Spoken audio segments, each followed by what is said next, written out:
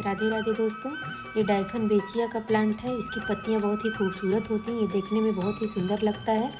इसको कटिंग से ग्रो किया जा सकता है। एक प्लांट से कई प्लांट बनाए जा सकते हैं। देखिए, मैं एक प्लांट से, मेरे पास एक प्लांट था और इससे मैंने कई प्लांट बनाया है। अब देखिए कितनी जल्दी वो ग्रो करता है। इसकी कटिंग करने के 15 दिन बाद का रिजल्ट देखिए इसमें नई ग्रोथ आ रही है। अब देखने में बहुत ही खूबसूरत लगता है। आपको अगर मेरी वीडियो पसंद आई हो तो लाइक सब्सक्राइब ज़रूर करें। Thank you.